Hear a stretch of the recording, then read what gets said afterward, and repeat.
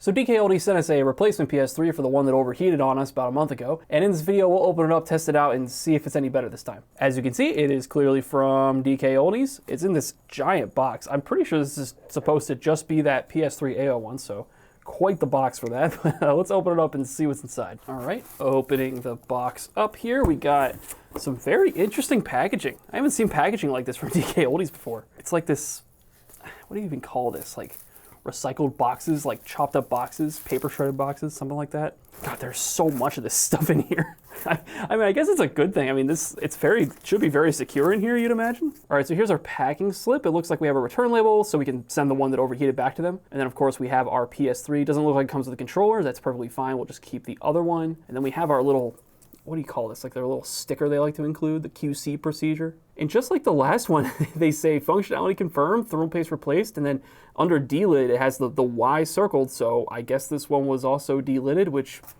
maybe it'll be better, maybe it won't, I don't know. Our experience here in the office is that delidding consoles tends to lead to some problems, so let's find out what it can do. All right, so in the corner there we have the power cable. Wow, it's a very thick and large power cable.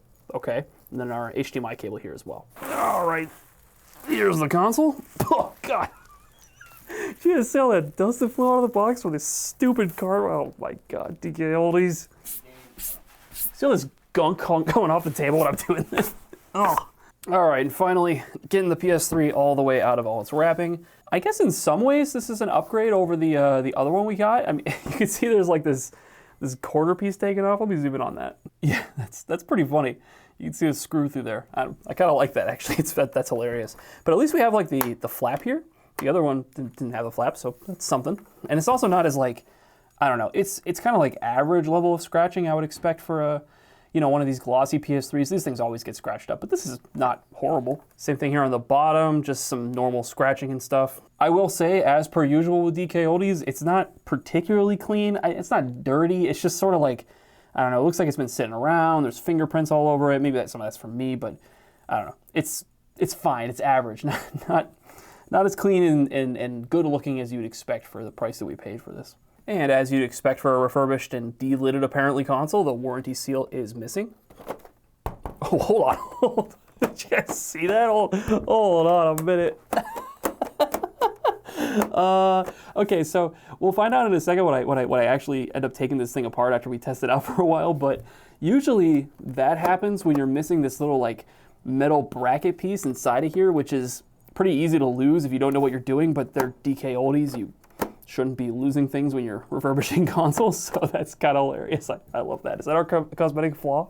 Okay. But anyway, looking here on the back, looks fairly normal. I just see some normal scratching around the HDMI port, things like that. Hey, the power switch is actually turned off. Oh, that's something. All right, I think the last thing I want to do before we plug it in is just open up this hard drive bay and see how much dust comes out. I'm not actually going to take it out of there, but I don't see much dust in there, and it looks relatively clean, so okay. Actually, I have the other PS3 right here we can compare it to. So you can see this one just has way more scratching on the top. We're missing our flap, so I don't know. They're both not great looking, but I personally prefer the one they just sent us. A little bit, I guess. Let's go ahead and plug it in and see if it works. All right, I got everything plugged in. Let's go ahead and put the power switch on. Got a red light.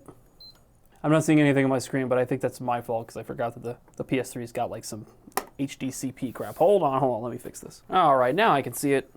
Looks like the console was factory reset, so let's get it up and running, get everything set up real quick. All right, we're on the home screen. Seems to be working so far. That's a good sign.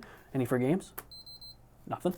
Check and see what system software we're on. 80 gig PS3 on 4.88. Relatively recent for a PS3, nothing to write home about. And it's factory reset, so there's not really anything to do here on the home screen. Let's go ahead and throw in a PS1 game and see if this works.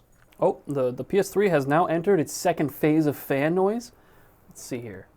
Ooh, you know what? It's actually kicking out like really hot air, so that's a very good sign. All right, game seems to be working just fine. Let's go ahead and move on to PS2 next. All right, we're testing out the PS2 game. We got big news though, guys. We got our Gamer Garbage shirts in. Let's go. You can buy yours today. This is my first time seeing it. I'm gonna throw it on right now. Hold on. Look at that. Have you ever seen a better? Hold on. You ever seen a better shirt than this? Come on, you guys. I know you want to go get one for yourself. JRobGaming.com. All right, game seems to be working just fine. It's not gotten any louder yet, so PS2 games are good to go, I guess. All right, but you guys know what we gotta do next. We gotta try out The Last of Us for PS3 because that's what killed that last console. So let's try that out next. All right, seems to be working okay so far. Lots of frame drops, but the same exact thing happened with the last console. I just hope it doesn't, overheat this time. I will say, basically the entire time I've been testing this console, it has not changed fan levels at all, and that was not the case with the last one. It definitely was like ramping up once we got to a more intense game like this. But just to be safe, I think I'm just gonna kind of leave it on a scene like this, let it go for like 30 minutes. God, controller keeps disconnecting. Hold on. There we go. I'm just gonna leave it like this for 30 minutes or so, something like that, and come back to it, see if it overheats or something. All right, I left it on for like half an hour, and it's not changing its fan speed at all. I think it might have ramped up a little bit. It's blown out, plenty warm air, so it seems like this PS3 is good to go in terms of actually playing games and everything. I am very curious to take it apart though and see what kind of work they did on the inside. See if they actually delidded it. Let's find out. All right, got the top piece here off, and oh, well that's interesting. There is the little metal bracket piece, so I wonder why it was sliding around like that. I wonder if it has to do with this little corner piece missing. I don't think that part has anything to do with it sliding around like this, but oh no, now that I look at this piece here, you can see that there's some plastic broken around where the screw would actually attach to. Whatever, interesting to note. If we actually take a look inside here, it looks pretty clean so far. Not bad. All right, got all the screws out. Let's open this sucker up. It's not too bad, not too bad at all. I mean, I don't really see much dust anywhere. Whew, that power supply's hot. That's really hot. That's kind of crazy. Great. They stripped this screw. You gotta be kidding me. This screw right here for the heatsink.